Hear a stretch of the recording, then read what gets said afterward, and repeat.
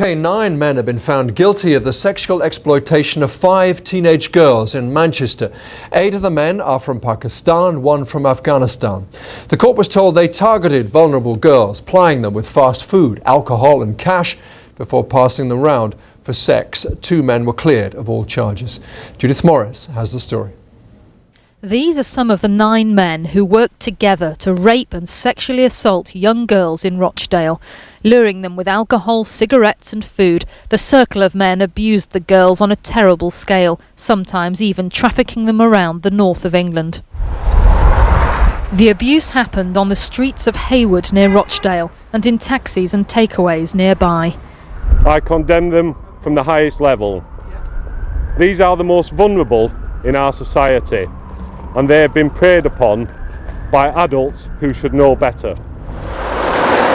Some of the girls had been spending time at this takeaway, which is now under new ownership, and at this fast food outlet nearby, which is also now in new hands. Here they were given alcohol, and at least one of them was raped in an upstairs room. I just think what they did to me was evil. This girl, who can't be identified, was 15 when the abuse began. They ripped away all my dignity and all my last bit of self-esteem, and by the end of it I just had no emotion whatsoever, because I was just used to being used and abused daily. It could be up to 5 different men in a day. Every day? Yeah, sometimes every day. The trial attracted the attention of far-right groups who protested about the fact that the defendants were all Asian and the victims white. 2 Asian barristers were threatened outside court and then withdrew from the case. The issue of whether this kind of street grooming is racially motivated has proved controversial. The police say race has no bearing on it, but others disagree. This on-street grooming involving taxi drivers and takeaways generally has obviously been predominantly Asian men.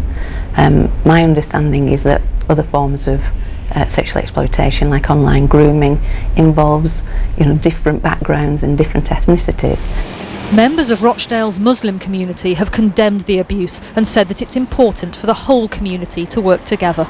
Child sexual exploitation is a phenomena that is, goes beyond any particular segment of any community. In fact, it's not really a local issue, it's national, it's an international, it's a global phenomena, and in that sense it's something that should concern everybody.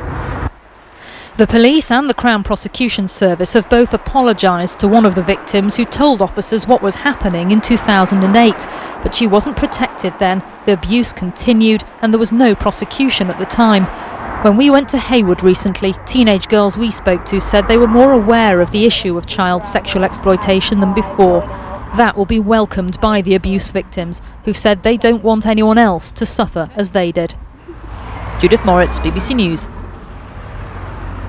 The AFP